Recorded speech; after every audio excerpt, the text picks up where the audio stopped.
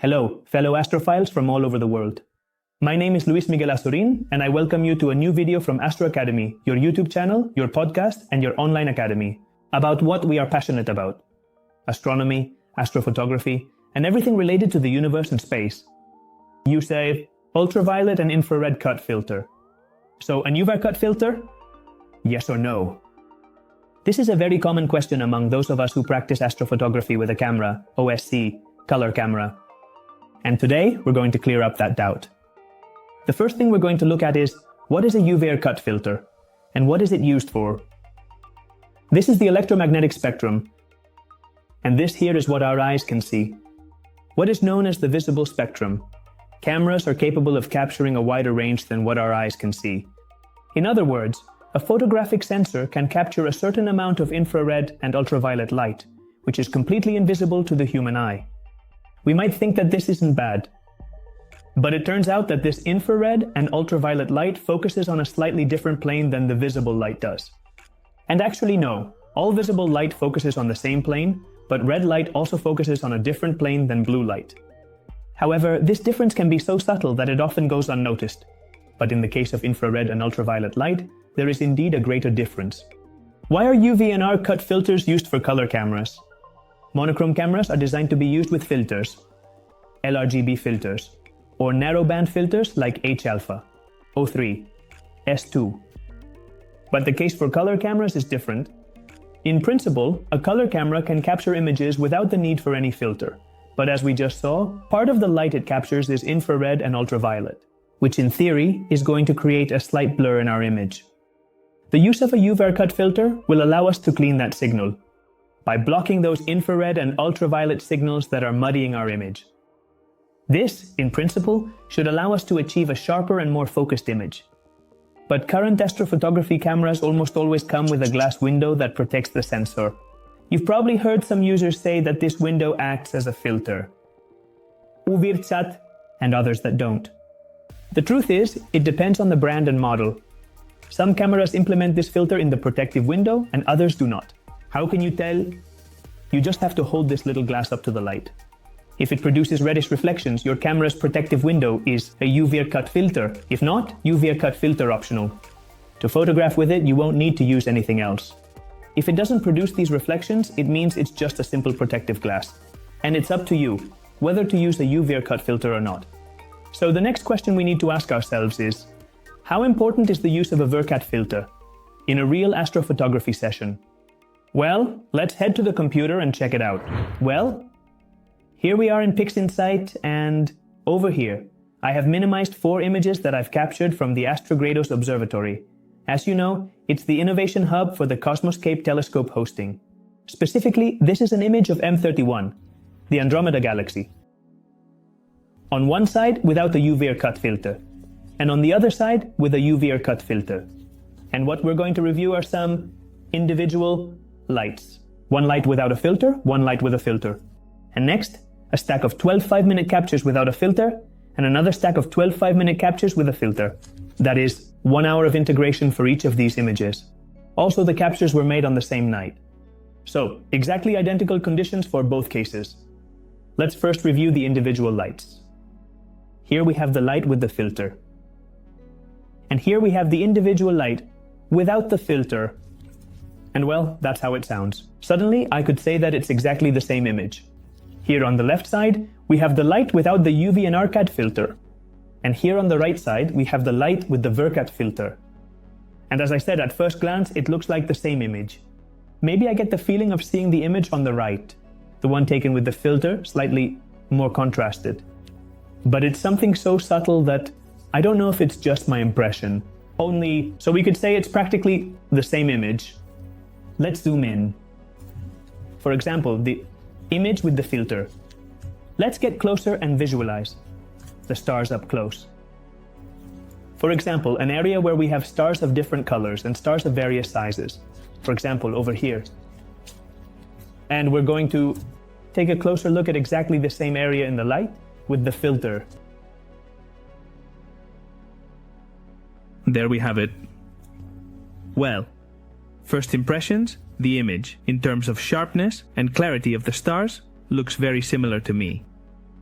And we could even say that the image on the left, for example, if we look at this star here, which has a small star up here and another one to the left, well, we can see how in the image on the right, the one captured with the filter, those two stars appear much less sharp, with less definition. The same thing happens with these stars we have over here. These smaller stars, which are shown here, have less definition.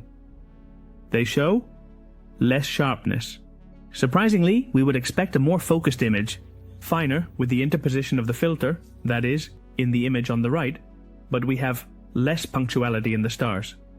Although it must be said that we cannot take this as a reference, because it may be that the sync had varied throughout the session. It could be that this image on the right was affected, for example, by a moment of poorer guiding from the mount, or a situation of greater atmospheric turbulence which has caused that blurred effect on the stars. So we couldn't categorically say that the filter is subtracting from us sharpness, but for now, that's what we're seeing in this first look at both images. Let's pay attention to the color. If we look closely, here we have a star that is white. Here we see it also as white, but we have some stars that are orange in the frame. For example, this star here, this one here, this one here, this one here. They are stars that show a more orange color. And what happens when we observe them without the infrared and ultraviolet cutoff filter? Well, we find that these stars show a completely white color, or, in some cases, slightly bluish. Therefore, we could say that the use of the filter is altering the color of the stars.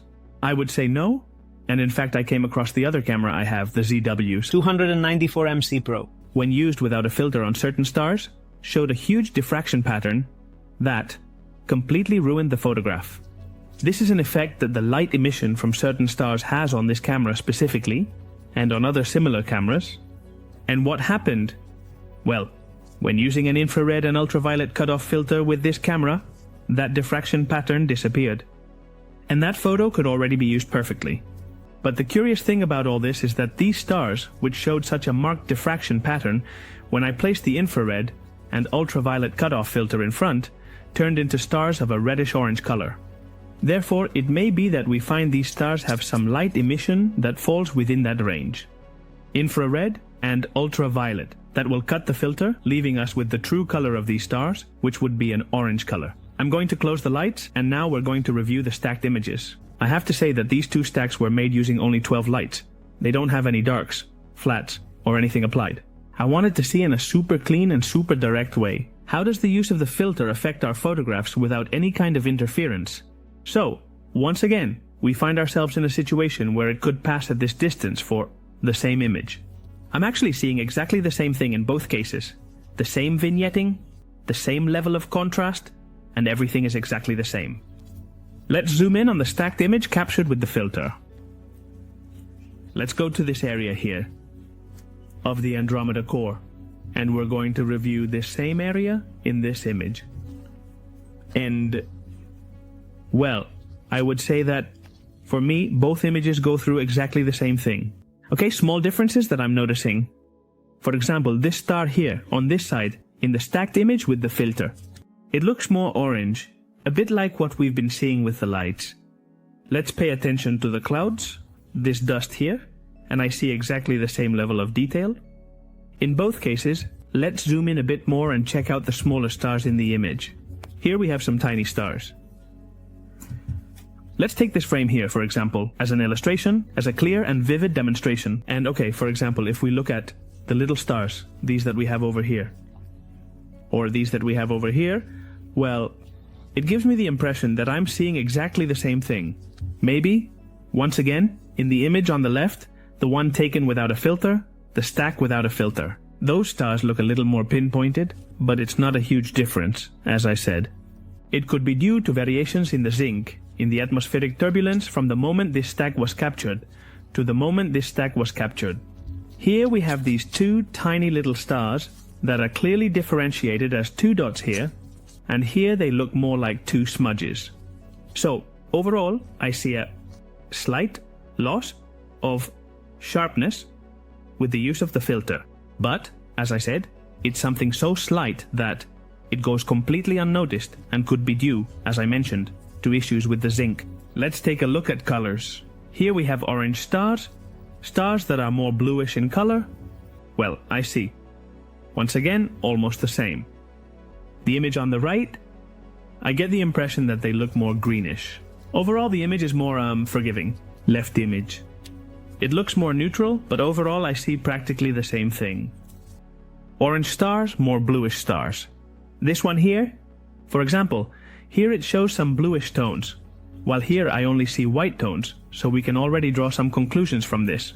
I get the impression that the issue of filter use is not as radical as we are often told.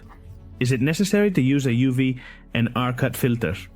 Well, based on the results, unless we have diffraction patterns with certain stars like those produced by cameras, such as the SI-294MC Pro, which force us in certain frames to use an infrared and ultraviolet cut filter, in my opinion, the infrared and ultraviolet cut filter is not essential. And we can photograph without it, without any problem, in light of these results. As we can see, both images are completely valid. The image on the right even shows some more greenish tones. That can definitely be corrected easily in editing, but we can shoot without the use of a filter, without any problem. Theory tells us that these parasitic infrared and ultraviolet lights will slightly distort the image. They are going to slightly blur the image, but based on the results, in my opinion, especially in deep sky astrophotography, maybe in planetary photography, it would be something different, since we are working at high magnifications. But in deep sky astrophotography, at the focal lengths we usually work with, for most amateurs, the use of an infrared and ultraviolet cut filter is not crucial at all for achieving a great final result. So do I use a UV and R-cut filter? Yes or no? With everything I've told you in this video, you should have all the information you need, so you can draw your own conclusions. See you again in the next video from Astro Academy.